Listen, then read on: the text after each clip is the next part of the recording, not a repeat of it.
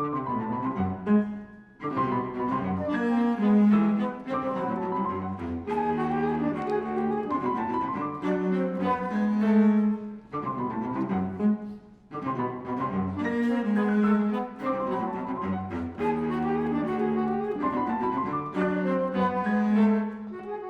first performance is an extraordinarily joyful moment in the life of a musical ensemble.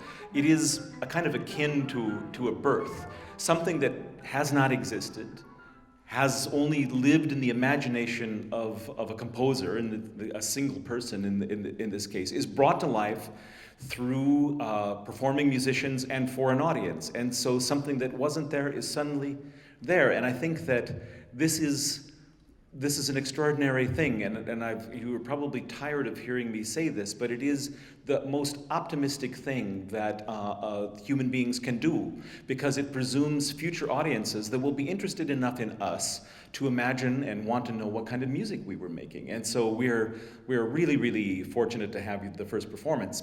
And you know, I was talking to Nicole about a piece that we could do, and we were looking at your catalog. Remember, we were thinking, well, we could do this piece or that piece, and we could do this piece written for 14 players, we could do it for a smaller instrumentation. And then finally, she basically, probably just to keep me quiet, said, why don't we just do a new piece? And that was really kind of what I was hoping for in the first place, so success.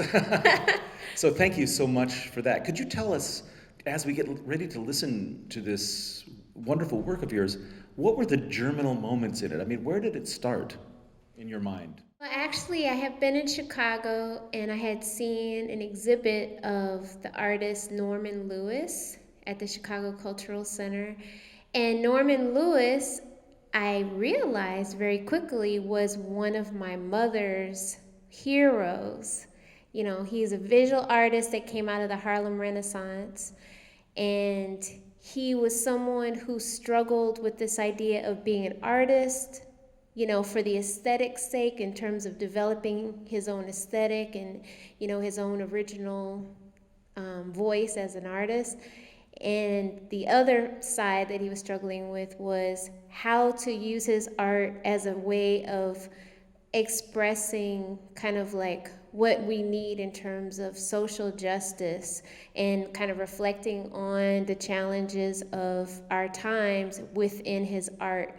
And because he straddled that, and because he also was an African American artist who considered himself an abstract expressionist, he kind of had trouble kind of fitting in anywhere. And I really relate to his work because I'm kind of in the same way. I mean, people, you know, call me a jazz flutist, but first of all, flute is not a jazz instrument by many people's considerations. And also, jazz and what I do, sometimes people don't put those two things together very well. So, you know, I really related to his work, and I love like the color, the rhythmic aspect of his work, and the way he represented people in terms of the spirit of movement and the spirit of intensity, and even like it kind of like resistance. So that's where I started with the piece, actually, was just kind of meditating on some of his images, and then from there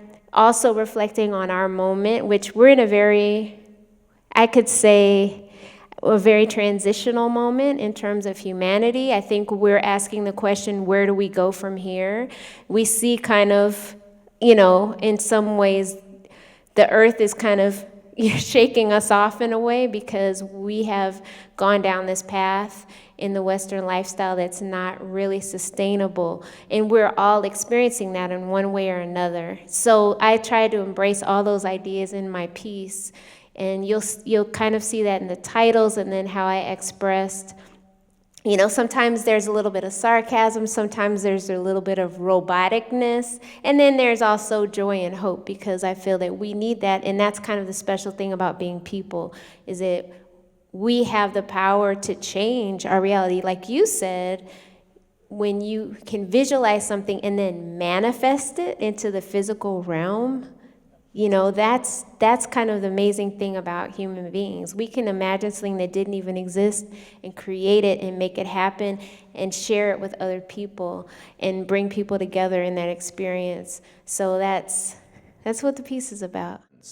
The Procession, which is simultaneously abstract, colorful, almost geometric, and full of internal kind of tension, but also quite figurative. It almost balances, it seems to me, on this line between narrativity and figuration and abstraction. And the piece, the painting feels like it levitates because it's doing all of these things. It's being buoyed up by all of these forces. And that seems to reflect also and underscore my image of you as a musician and as an artist, as a polymathic person who plays flute, who improvises, who plays composed music, who composes herself, who is a band leader, who was the first woman president of the Association for the Advancement of Creative Musicians. So all of the things that you do and the tools that you bring to this feel present in this music, and that feels like the greatest resonance with this art, with the visual art, which has so many things that are also present. How do you expect, or how would you suggest that we listen to this? Are we to follow individual paths? Are we taking it all in? Do you have a thought about the best mind or ear to bring to the experience of hearing your music? I actually hope to create music that anyone can just come with an open mind and experience without expectation. So maybe that is one little precursor, is to just be open and to not have an expectation of where it's going to go or what it's going to sound like or what style it is or, or how it's going to all turn out. I have this idea about diversity. I express diversity in my work in terms of having these different approaches to the music within the music, but I also express diversity in the idea of coexistence. And I feel that we're going toward a really good direction in human consciousness towards this idea of acceptance of difference rather than tolerance. Like, so to be as you are, authentically where you are, and people, being able to accept what that is. So rather than to accommodate, but, so some of my ideas may be maybe not so new and maybe not as clever or, not with the intent of being clever is I guess, I'm not trying to do any of those things. I'm just trying to be as myself as I can and give whatever that is to everyone else. I think the idea of being expert at something, especially expert at music, being really, as you said, the cleverest person in the room, that's a really recent thing. Because the role of music in the Middle Ages and the Renaissance was really basically one of searching for the truth. And if you're searching for truth, you can then, by definition, not be expert, because the expert always feels that he has the truth. You talked about truth, and you talked about this expert idea. And something I really embrace as a composer is vulnerability, because I feel that vulnerability is really what makes us human, but we are always trying to shield it all the time in so many ways in our lives and in our work. And so to show or to express that vulnerability, there's different ways to do it. But it's something I always have on my mind. I don't feel that I've mastered that, but I feel that it's important, especially in our time now, to get back to taking the shield down and allowing ourselves to realize that we are fragile. And how do we express that or to inspire that understanding in our work?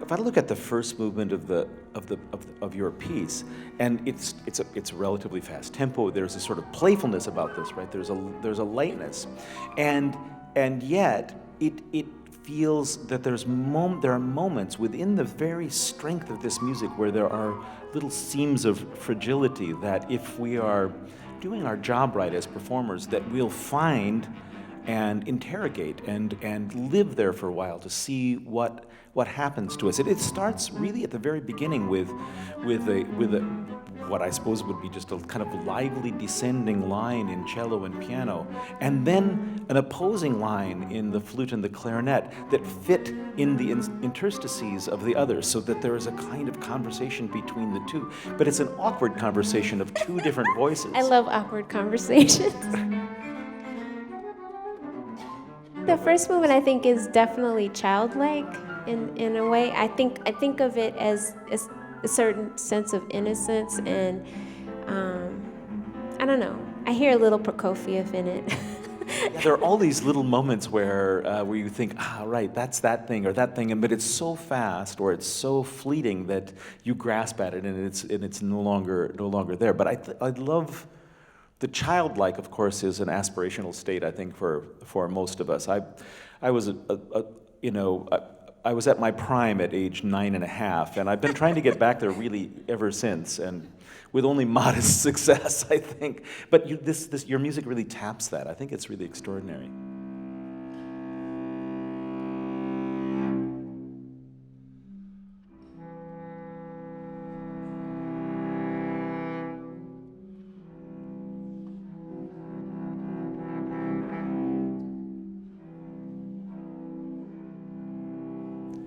How do we then pivot then to something that is more somber or introspective? Yeah, I think that maybe that's a better word than somber. Something that looks back at itself as opposed to looking outward, which seems to be the quality of the second movement, That's with those true. interleaved quintuplets and things like that. How did you deal with that with orchestration or with harmony, or how do you shift gears in the piece? Well, I think the harmony gets a lot darker, and then you have the pull of the 5 tuplets and the dissonance. But the dissonance is really what's rubbing and kind of drone-like, but like with, almost microtonal, but even though the musicians don't have to deal with it, outside of our normal intervals, but it has that kind of feeling of a very slight change that kind of pulls, and creates tension. But I also see it as a kind of meditative piece. I think it's something that, our sounds really affect our body, and I feel that the second movement really gets us breathing slower, because of the way the motion is very slowed down, but then it also has a sense of tension. And so to get in tune with our bodies with that movement, and doing that mostly through those 5 tuplets that are contrasting and pulling against each other.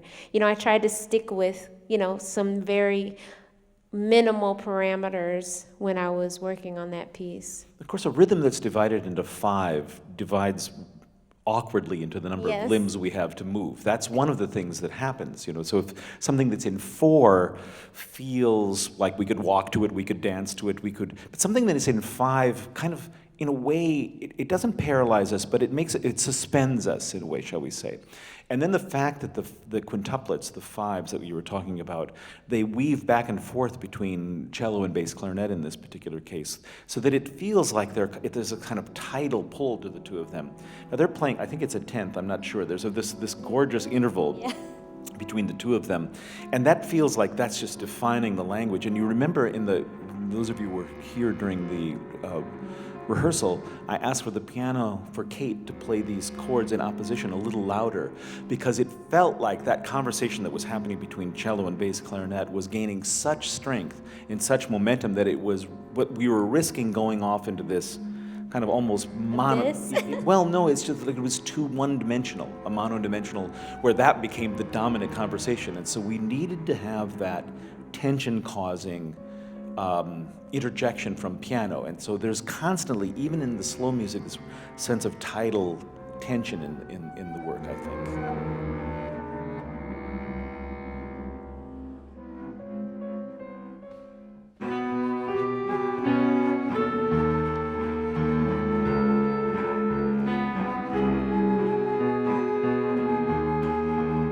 And then we come to this really powerful third movement. It's wild, right? And this is the movement in which we spent probably most of our time in rehearsal on this movement, because even though it's written in a single tempo, it feels like these 3 or 4 bars need to go forward, these 3 or 4 bars come back, and we're looking for this kind of tension or tensioning between among these sections. So there's a lot in that third movement.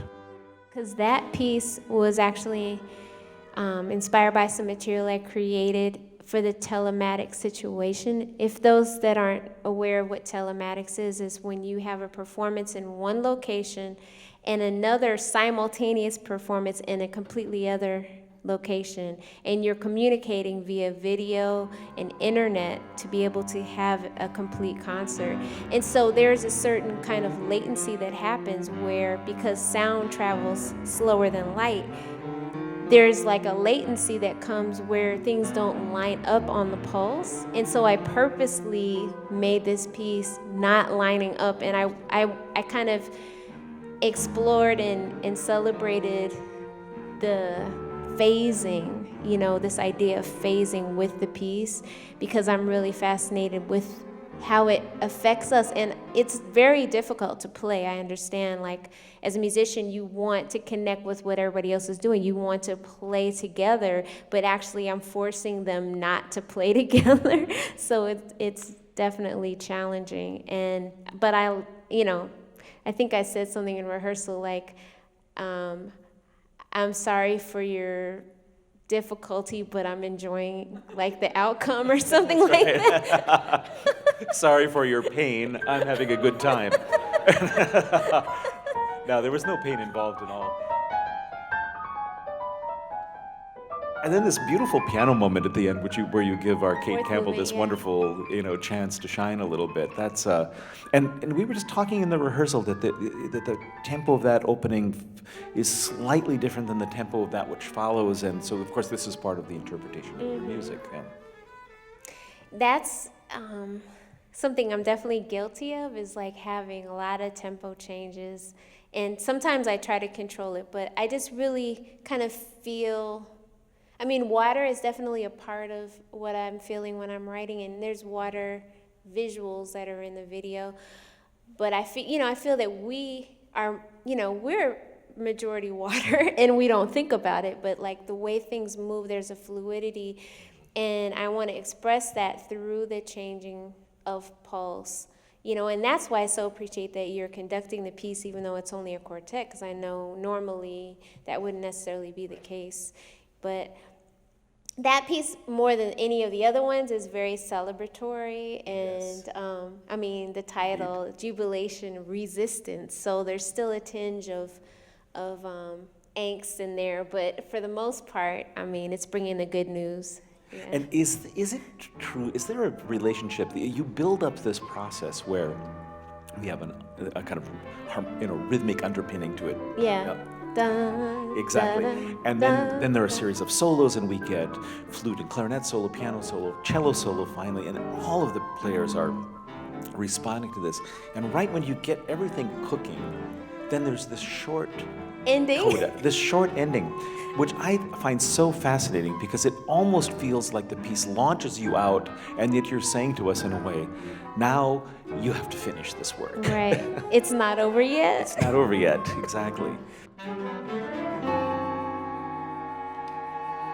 And a big ending that resolved absolutely everything, or maybe built everything down back to the original rhythmic underpinning, would be too pat and too closed. And this is an amazing way to end the piece, I think. Yeah, just I like I said before about liking surprises, and there is definitely a feeling of the roles in jazz in terms of everybody kind of takes a solo in that piece. So there is, I did allow myself to enjoy that finger tapping moment in that piece. And why not? It feels to me like every piece of music that we engage with, whether it's a first performance or a 1,000th performance, there is something that is a takeaway. There's some kind of thing that is learned. And it's true that it's not always immediately apparent what you've learned from a given instance, but is there anything that Do you have any list of takeaways from this project already? Anything that surprised you? Anything that you might carry forward into a new composition that you've discovered by creating this one? There's a few things. One, it's a multi-movement piece, even though it's only 15 minutes, and I kind of came to a realization that really works for me. You know, first of all, it's less intimidating when you start small and then allow your ideas to develop. And also it gives the musicians a chance to kind of refocus, like, you know, where the pacing of a longer piece, you know, there's certain challenges that come with that. And so that's something that I'd like to repeat. Also, the instrumentation, you know, I really challenged myself to not have doubling, you know, to not go from alto flute to flute, from clarinet to bass clarinet. You know, I really wanted to stick with the solid instrumentation. And I'd like to I also had this amazing opportunity to have a larger instrumentation with your group, but I decided to limit myself, you know, and I would like to continue that because I do tend to do larger projects, so I want to continue that as well. But the most amazing realization, I think, is that I think my pieces work better with a conductor. And I've had situations where I have a small group and they try to work the music out without a conductor. But I think the way I write, it kind of really has that orchestral type of approach with all the tempo changes, and there's just so many things that I think make it more clear, like when you have someone conducting. So I would definitely like to continue in that direction, even with chamber works, which I know will be challenging economically, but I think the outcome is definitely worth it. So those are just a few, but there's many. That's a lot right there. And one of the most extraordinary things that you just said is something which I hope all young composers are listening to. Your piece is not overscored. You hear everything in it, which is a gift to the listener, not to wonder what is that person doing there, you know. And so clarity alone is a huge gift to us all. One could say, especially now, but also the idea that you could have had piano doubling celesta, doubling something else, doubling organ. You could have had, certainly in the world with the clarinet and the flute, each of them have probably 4 or 5 different versions of their instruments. It could have been a kind of menagerie. It could have been a kind of kaleidoscope, is probably a better word. But what you've done is to develop a voice. So yeah, it's in 4 movements, and those movements are relatively brief. But given that the voice doesn't change over the course of the piece, you develop this kind of logic and a kind of conversational tone, which I think is really, really strong. You know, I think from our perspective, we have your piece is a part of a program that includes other works, and so from the side of the institutional barrier that I am on, to have the chance to play a piece for the first time, to converse with a composer, to work with someone whom I've admired for many years and heard play in many, many different circumstances, that gives us not just the chance to play a new piece of music, it also vitalizes and electrifies the rest of the program. We're in essence saying, even when we're playing pieces whose composers don't live here or may not be living anymore or may have lived in the late 18th century, we're still dealing with living music, a music that has organicity, whose tissue still sustains us and still nourishes us. And so we take lessons from a new piece, not just to have a new experience, but to apply them to the experiences that we think we know. And for that, we're extremely grateful that you're here. Nicole Mitchell, ladies and gentlemen. Thank you.